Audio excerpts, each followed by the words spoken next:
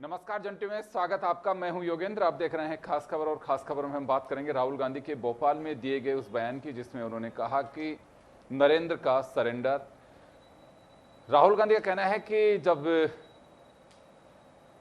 भारत और पाकिस्तान के बीच स्थिति एक युद्ध जैसी चल रही थी और हम एक ऐसी पोजीशन पे थे कि पूरा देश मानता है कि अगर और ये फायरिंग जारी रहती, सीज फायर नहीं होता तो हम एक मुकाम पर पहुंच चुके होते। लेकिन ट्रंप का फोन आया और हमारे नरेंद्र सरेंडर हो गए। उसके बाद बीजेपी लगातार आक्रामक है। बीजेपी ने मुनीर और सेना प्रमुख पाकिस्तान के उनका और राहुल गांधी का एक मिक्स करके फोटो बनाया गया है जिसमें कहा गया है कि सेम ड्रीम, दोनों का एक ही स्वप्न है। बीजेपी ने कहा है कि हमारे नरेंद्र मृगेंद्र हैं और दोनों तरफ से ही पोस्टर वार जारी है जो आप स्क्रीन पे देखेंगे। बयानबाजी जारी है। विशेष सत्र को बुलाए जाने के साथ साथ अब ये एक मुद्दा ऐसा बन गया है जिस पर दिन भर आप देख रहे होंगे कि सोशल मीडिया पे कहीं एक्स के जरिए तो कहीं ट्विटर, कहीं दूसरे प्लेटफॉर्म से बस यही चर्चा है दोनों के बीच। तो चले हमारे साथ इस पूरे मुद्दे पर चर्चा करने के लिए हमारे सहयोगी दशरथ सिंह हैं, भाजपा से हमारे साथ अटल खंडेलवाल जी हैं, कांग्रेस से संदीप कलवानिया जी हमारे साथ में हैं। मैं अटल जी आपके पास में आना चाहूँगा। राहुल गांधी के इस बयान के बाद उन्हें मुनीर से जोड़ा गया है और ये भी कहा जा रहा है कि सेना का अपमान है ये। देखिए बिल्कुल योगेंद्र जी, जिस तरीके का जो बयान था वो बेसिकली विकृत मानसिकता और इनफैक्ट मैं तो कहता हूँ खतरनाक मानसिकता को भी दर्शाता है। आप देखिए कि मतलब ये किस तरीके से एक तरफ तो कभी कभी ये कहते हैं कि हम सेना का सम्मान करना चाहते हैं, और ये चाहे वो चाइना और इंडिया की झड़प हुई हो 2022 के अंदर, उसके अंदर भी ये चाहे जैसे अपमानजनक बयान दे रहे थे सेना को लेकर के, और आज भी इनकी स्थिति ऐसी ही है। ये राष्ट्र, मेरे को तो यही नहीं समझ में आता कि राहुल गांधी जी का ये बचपना है, ये शरारतपूर्ण अंदाज है, या अभिव्यक्ति की आज़ादी क्या इस तरीके से होती है कि जहां सेना का अपमान या राष्ट्र का अपमान किया जाए। बहुत आश्चर्यजनक बात है कि विपक्ष के भारत जैसे देश के नेता वो इस तरह की मानसिकता रखते हो। पाकिस्तान की सेना प्रमुख ने इस तरीके का बयान नहीं दिया, हाफिज सईद ने इस तरीके का बयान नहीं दिया, अजहर मसूद ने नहीं दिया, और किसी संस्था ने नहीं दिया, लेकिन राहुल गांधी जी किसी भी तरीके से, उनको केवल एक नजरिया कि अब सत्ता का क्या करना है, कैसे सत्ता पाऊं, और उसके लिए कुछ भी, यही मानसिकता हमेशा, मतलब हमेशा भारतीय जनता पार्टी और देश के लोग इसी मानसिकता को मतलब ठुकराते आए हैं। और आप देखिए जो कांग्रेस इतने साल तक राज करती रही, वो कांग्रेस कैसे हाशिए पे आ रखी है आज। और अटल जी, मैं एक बात जानना चाहूंगा। अटल जी, आपने कहा कि हाफिज सईद, अजहर मसूद, मुनीर, पता नहीं किस किस का आपने पाकिस्तान से नाम लिया, कि उन्होंने भी ऐसा बयान नहीं दिया जो राहुल गांधी ने दिया बयान।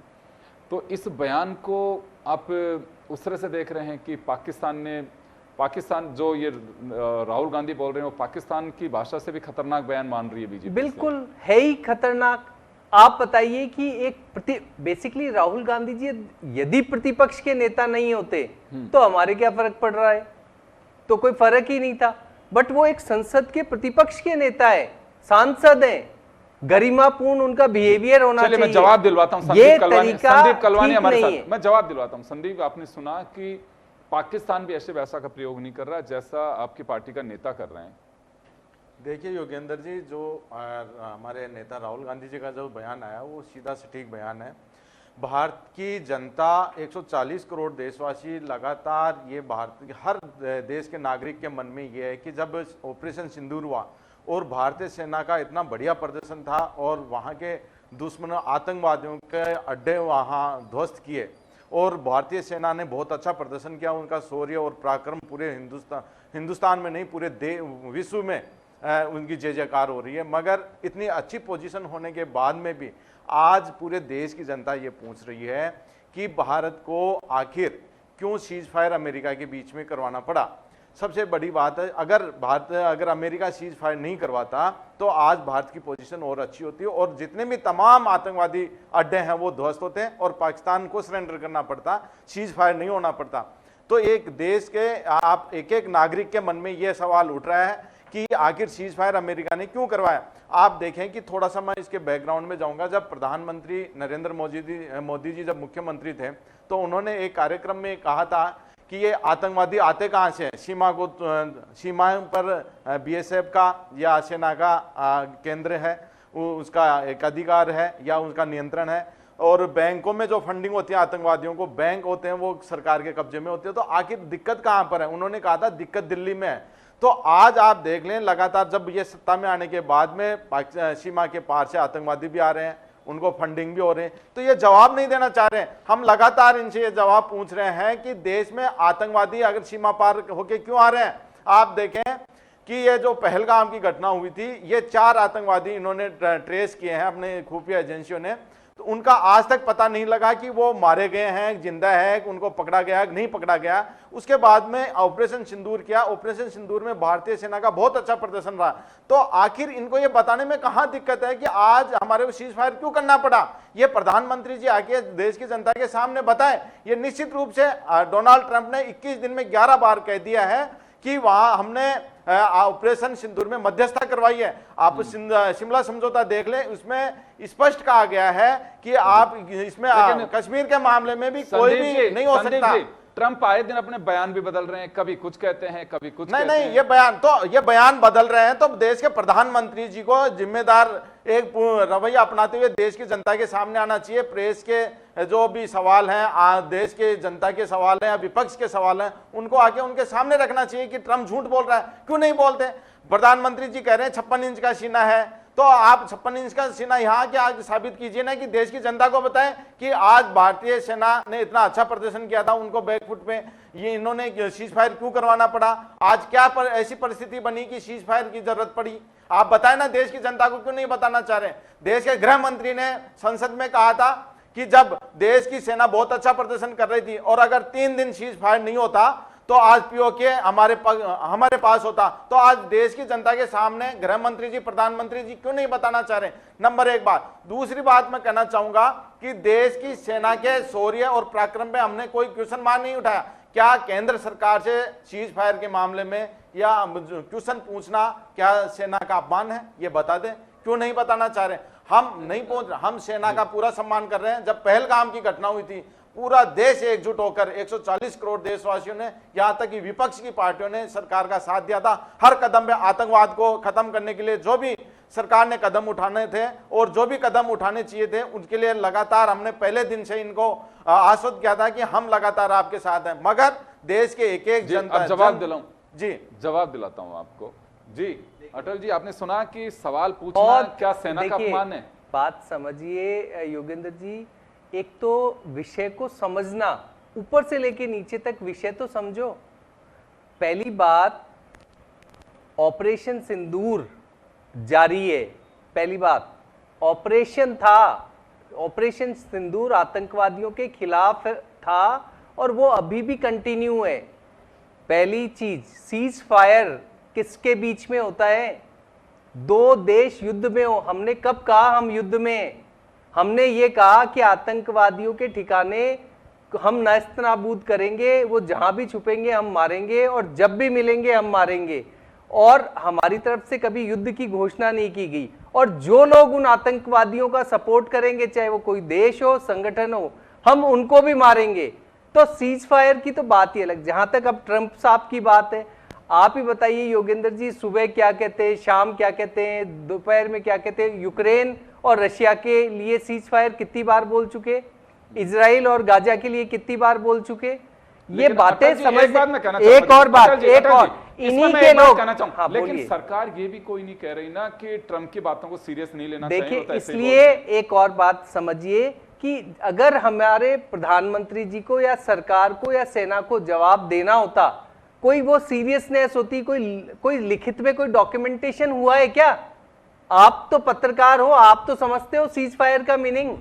जब कुछ हुआ ही नहीं और सामने वालों ने आक्रमण करना, मतलब किसी भी तरीके का, उन्होंने कहा साहब अब हम आक्रमण नहीं करेंगे, हमने छोड़ दिया उसको। अभी आप सीज फायर, सुनिए बात, सुनिए अटल जी, अभी सीज फायर नहीं है। सीज फायर का मतलब क्या, पहले तो ये बताइए। बंद हो गई, सीज फायर है। अरे किसने की? किसने की? दोनों तरफ से। अरे दोनों तरफ से क्या? अगर आज भी वो हम पर कुछ चलाएंगे तो हम तुरंत से उसका रिप्लाई देंगे। गलत बयान आप नहीं, आप गलत बोल रहे हैं, गलत। आप एक बात सुनिए। अरे सर, तो आपके एक्सटर्नल अफेयर्स मिनिस्टर सेक्रेटरी ने कहा है। सुनिए मेरी बात, किसी ने भी कहा हो, लेकिन मैं जो कह रहा हूँ वो बात को समझिए, वो गलत है, समझ लीजिए आप। अच्छा, और दूसरी बात, सचिव कह रहा है, अरे सुनो सर, योगेंद्र जी, ऑफिसर्स कह रहे हैं सीज फायर किया, डीजीएमओ से बात, फिर वही बात मैं कह रहा हूँ, योगेंद्र जी समझ लो, आप पहले चीजों को समझो। और दूसरी बात, शशि थरूर, दाएं बाएं मत सुनिए, अब दाएं बाएं नहीं, आप पहले पढ़ना तो सही इस बात को। मैंने पढ़ा हुआ है। सीज फायर क्या होता है? जब 2 देश युद्ध में हो और दोनों के बीच में बैठ करके कुछ समझौते हो। तो ये विदेश हमारा कोई समझौता हुआ है क्या? लिखित में कोई समझौता हुआ है क्या? सचिव गलत बोल रहे हैं। अरे फिर वही बात, विदेश सचिव अरे बोल रहे हैं सुनो क्या? तो सही, मेरी बात समझने की कोशिश करो। और एक बात हमारा और बता पहले देता से हूं, ऑपरेशन सुनिए, सिंदूर सुनिए। बंद है क्या? एक चीज और बता देता हूं ऑपरेशन आपको। सिंदूर चालू है, स्थगित सेना ने चालू नहीं है, चालू सुनिए, स्थगित स्थगित किया है। है, आप आपने गलत चालू बोल रहे कहा हैं। है, चालू कहा है। ऑपरेशन आप सुनिए, कब करेंगे? स्थगित आप है। ये देश की सुनिए, जनता आपसे फिर जवाब वही बात, पूछना चाह रही है कि स्थगित, आप इसका लगातार मतलब क्या आपने हुआ ceasefire कि क्यों यदि कराया? आप आज जब भी देश की सुन ही जब नहीं रहे, सेना है, आप इतना बढ़िया अभी भी प्रदर्शन ये करेगी, मान तो लीजिए आपने- कि यदि गलत हम बोल पे रहे हैं, गलत आक्रमण बोल रहे हैं, होगा गलत बोल रहे हैं। तो हम रिप्लाई योगेंद्र करेंगे जी, आप और उसे देखें, युद्ध देश मानेंगे। के प्रधानमंत्री और अमेरिका में क्या जाके बैठे हैं, प्रधान- डोनाल्ड सुनिए, सुनिए, डोनाल्ड और रही डोनाल्ड बात- ट्रम्प माय फ्रेंड, और संदेश उनको सुनो, उनके लिए वोट मांग के आए हैं। अब रही उनके बात- लिए वोट मांग के आए थे अरे सुन अमेरिका लो, में। ऐसे चिल्लाने से क्या होगा? दशरथ, आपके पास में आना चाहूंगा।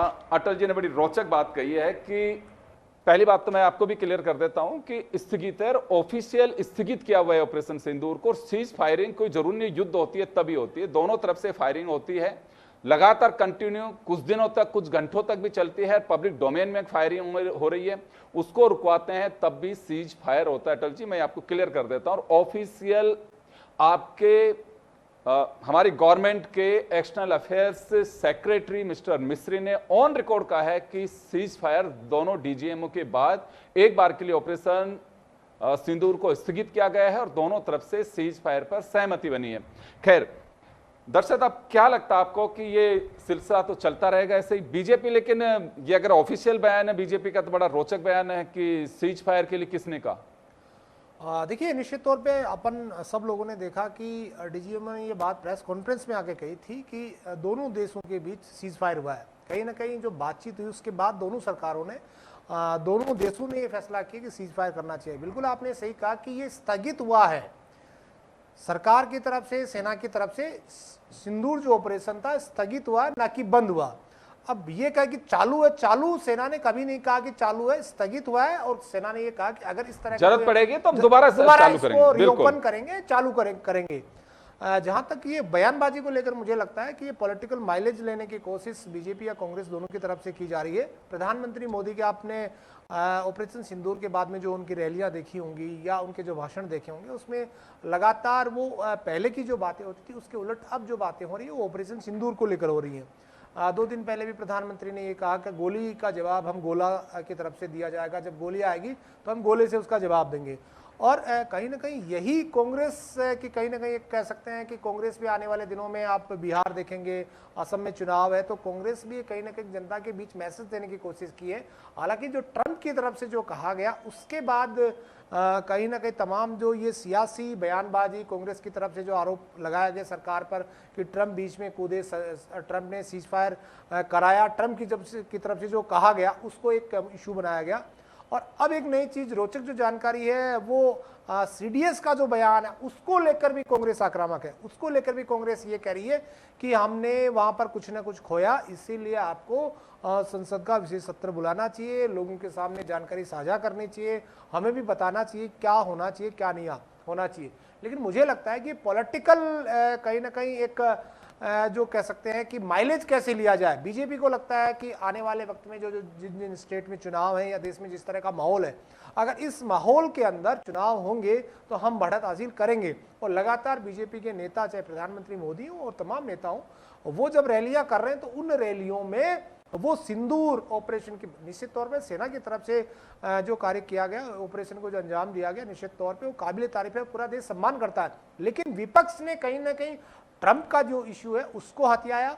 और दूसरा बड़ा इशू जो सीडीएस की तरफ से 2-3 जो कह सकते हैं उनकी बातचीत हुई थी देश के बाहर ही, उनमें जो पॉडकास्ट होता है उसके अंदर जो उनकी तरफ से कहा गया था कि कुछ गलतियां हुई, लेकिन उन गलतियों के बारे में चर्चा करना मतलब नहीं है। जब हम जीत गए तो उसके बारे में चर्चा ज़्यादा नहीं की, उसको कहीं ना कहीं कांग्रेस ने इशू बनाया है।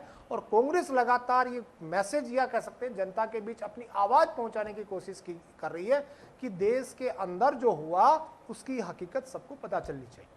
संदीप, मैं एक बात जानना चाहूंगा, जब सब कुछ ठीक चल रहा था, सब लोग एकजुट थे, पूरा राष्ट्र एक साथ था, सर्वदलीय बैठक तक में चर्चा हो गई कि पूरा देश साथ में है और सब कुछ ठीक ही चल रहा था, अचानक कांग्रेस क्यों ऐसे सवाल कर रही है कि जिससे ये महसूस हो कि बिल्कुल कहीं ना कहीं कुछ गड़बड़ है, या फिर उस देश जानना चाहता है, जवाब देना चाहता है? देखिए जवाब मिलना चाहिए। योगेंद्र जी, मैंने पहले भी कहा था शुरुआत में कि जब पहलगाम की घटना हुई तो हमारे नेता राहुल गांधी जी ने जाके प्रधानमंत्री जी को कहा था, सर्वदलीय बैठक में कहा था कि हर संभव मदद हम करेंगे, जो भी निर्णय सरकार का होगा आतंकवाद के खिलाफ और आतंकवादी को ठिकानों को नष्ट करने के लिए, उसमें हमारा पूरा सहयोग रहेगा। हर संभव हम आतंकवाद के खिलाफ बिल्कुल एकजुट होकर लड़ाई लड़ेंगे। उसके बाद में ऑपरेशन सिंदूर भारतीय सेना ने शुरू किया।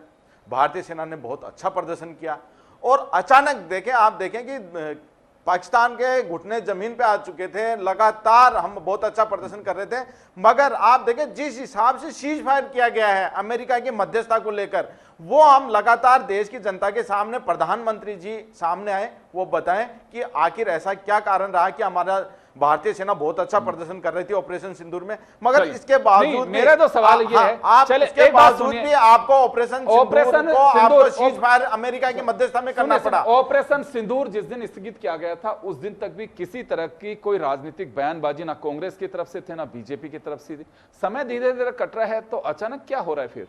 नहीं, अचानक नहीं। आप उस समय किसी ने सवाल नहीं खड़े किए। नहीं, जिस हिसाब से ये कह रहे हैं, ये तिरंगा यात्रा निकाल रहे हैं और ये लगातार आप देखें कि इनके भारतीय जनता पार्टी के जो नेता जिस प्रकार से बयान दे रहे हैं, मध्य प्रदेश के जो मंत्री थे उन्होंने जो बयान दिया है उसमें कुरैशी के लिए, हाँ, सोफिया कुरैशी के लिए, वो देखे कितना शर्मनाक था।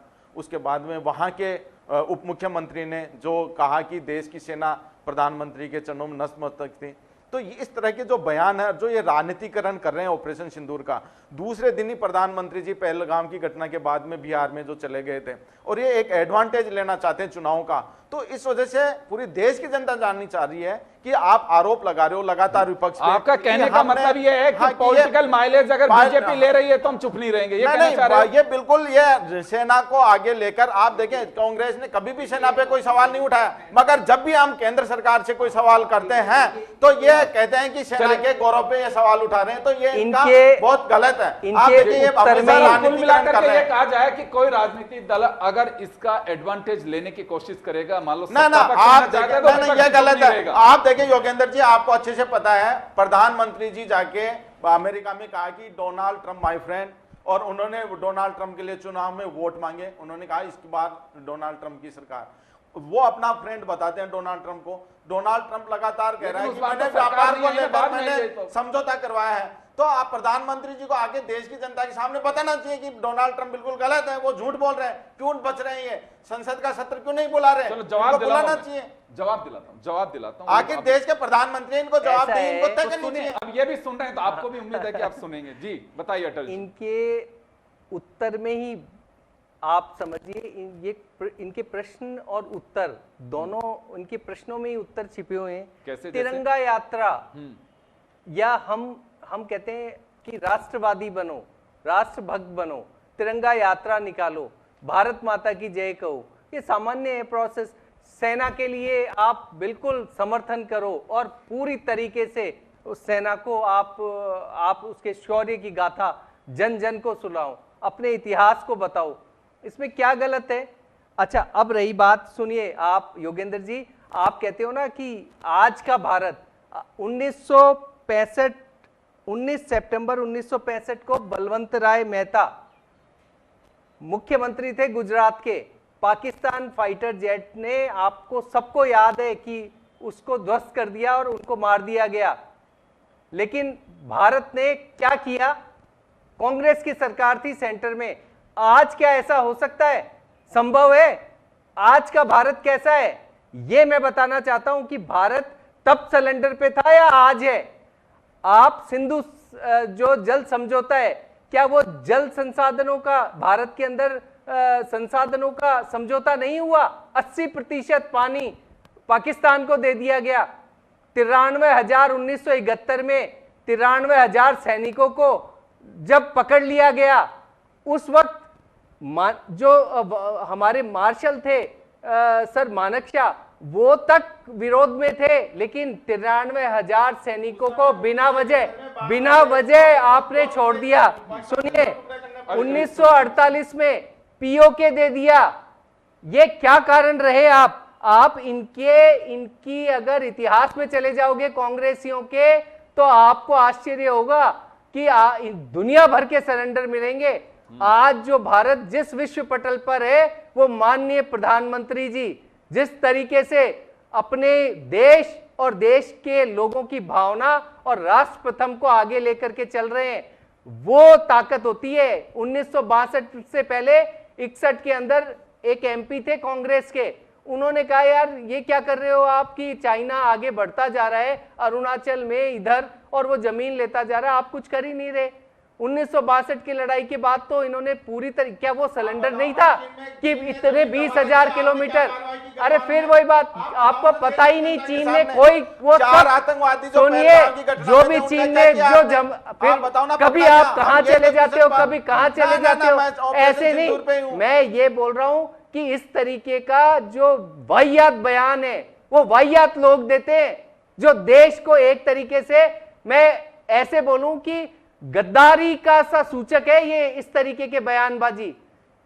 राफेल कितने गिरे, इनको चलते हुए युद्ध में इनको ये चाहिए, चलता हुआ ऑपरेशन में इनको ये चाहिए, राफेल कितने गिरे, ये प्रश्न होता है क्या? पहले बार चला, किसने पूछा ये? मैं यही बोल रहा हूँ, राहुल गांधी जी का पहले बयान यही आया। अब पूछा मैं ये बोल रहा हूँ, सुनिए मेरी बात, सुनिए, तो ये कोई चीज हुई क्या? अरे ऑपरेशन बंद हो गया क्या ऑपरेशन बंद हो गया?